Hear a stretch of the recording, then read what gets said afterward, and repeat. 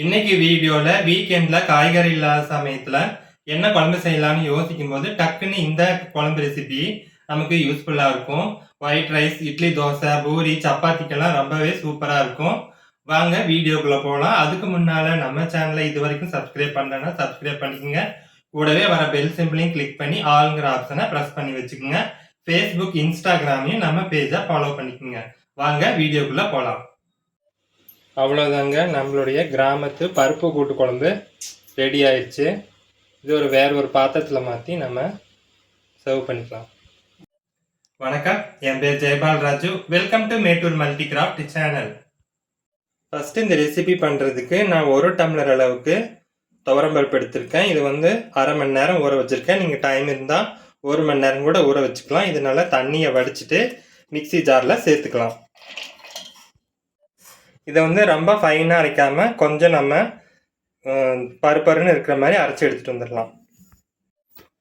இப்போ அரைச்சி எடுத்துகிட்டு வந்தாச்சுங்க. பாருங்கள், நான் நைஸாக அரைக்கல, கொஞ்சம் பருப்பருன்னு தான் அரைச்சிட்டு வந்திருக்கேன். இப்போ இதை நம்ம ஒரு பவுலில் மாற்றிக்கலாம்.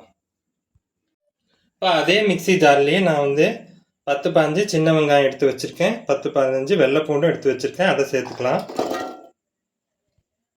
ஒரு கைப்பிடி அளவுக்கு தேங்காய் பல் வச்சுருக்கேன், அதையும் சேர்த்துக்கலாம். தேங்காய் எவ்வளோ நாளும் சேர்த்துக்கலாம், அது நம்ம விருப்பம்தான். இப்போ 1 ஸ்பூன் அளவுக்கு சீரகம், 1 ஸ்பூன் அளவுக்கு மிளகு, 1.5 ஸ்பூன் தனியா, சின்னதாக இருக்கிறதுனால வரமிளகா ஒரு 6-7 எடுத்துருக்கிறேன். இதையும் சேர்த்துக்கலாம். காரத்துக்கு தகுந்த மாதிரி நீங்கள் மிளகா அட்ஜஸ்ட் பண்ணிக்கோங்க. ஏன்னா நம்ம மிளகும் சேர்த்துருக்குறோம், அதனால் காரத்துக்கு தகுந்த மாதிரி அட்ஜஸ்ட் பண்ணி ஆட் பண்ணிக்கோங்க. 2 கொத்து கருவேப்பிலை தழை வச்சுருக்கேன், அதையும் சேர்த்துடலாம். இப்போ இதுக்கு தேவையான அளவு தண்ணி ஊற்றி இதை நம்ம ஃபைன் பவுடர் பேஸ்ட்டாக அரைச்சி எடுத்துகிட்டு வந்துடலாம். அரைச்சதை அதே மிக்சி பவுலில் சேர்த்துடலாம். அடுத்தது நான் கொஞ்சம் புளி ஊற வச்சுருக்கேன். இது நல்லா கரைச்சி சேர்த்துக்கலாம். நான் 1 டம்ளர் அளவுக்கு தண்ணி சேர்த்து இதில் கரைச்சி எடுத்துக்கிறேன். இப்போ நம்ம அந்த புளி கரைசலையும் வடிகட்டி சேர்த்துக்கலாம். மிக்சி ஜாரை கழுவி நான் இதில் கொஞ்சம் சேர்க்குறேன். நான் 1 டம்ளர் அளவுக்கு தண்ணி கழுவி ஊற்றிருக்கிறேன். இப்போ இதில் ஒரு 1/2 ஸ்பூன் அளவுக்கு நம்ம மஞ்சத்தூள் சேர்த்துக்கலாம்.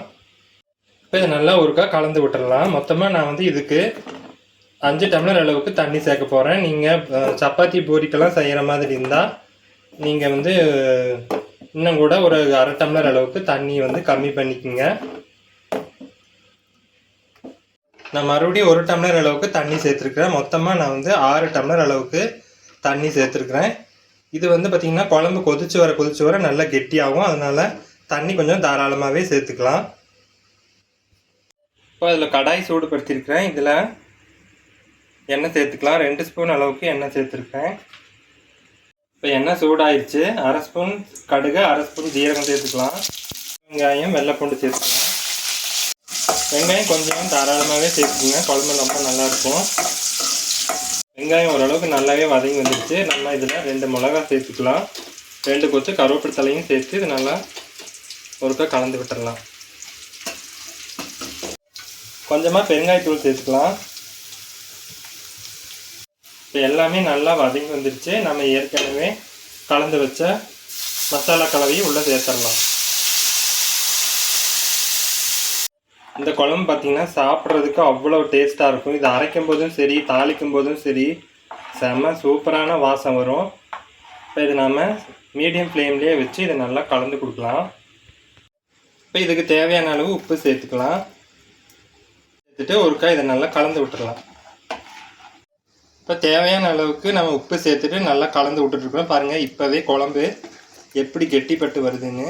இப்போ அடுப்பை நல்லா சிம் பண்ணிவிட்டு இது ஒரு 5 நிமிஷம் நல்லா மூடி போட்டு நம்ம வேக வச்சுக்கலாம். ஏன்னா நம்ம எந்த பொருளுமே வறுத்து அரைக்கல, பச்சையாக தான் அரைச்சிருக்கிறோம். பச்சை வாசம் போகிறதுக்காக ஒரு 5 நிமிஷம் சிம்லேயே வச்சு இதை நம்ம கொதிக்க வச்சுக்கலாம். அவ்வளோதாங்க, 5 நிமிஷம் ஆயிடுச்சு.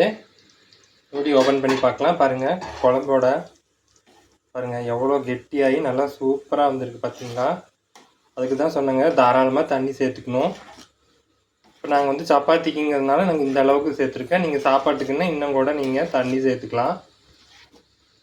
நல்லா பச்சை வாசனெலாம் போய் ரொம்ப சூப்பராக ஜம்முன்னு ரெடி ஆகிருக்கு. அடுப்பை ஆஃப் பண்ணிவிட்டு நம்ம கொத்தமல்லி இலைகள் தூவி இறக்கிக்கலாம்.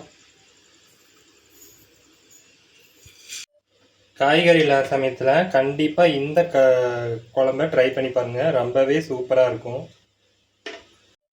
இந்த வீடியோ பிடிச்சிருந்தா லைக் பண்ணி, ஷேர் பண்ணி, கமெண்ட் பண்ணிடுங்க. மறக்காம இது வரைக்கும் நம்ம சேனலை சப்ஸ்கிரைப் பண்ணனா சப்ஸ்கிரைப் பண்ணிக்கோங்க. மீண்டும் அடுத்த வீடியோவில் சந்திக்கலாம். அது வரைக்கும் ரசிச்சு சமைங்க, ருசிச்சு சாப்பிடுங்க. நன்றி, வணக்கம்.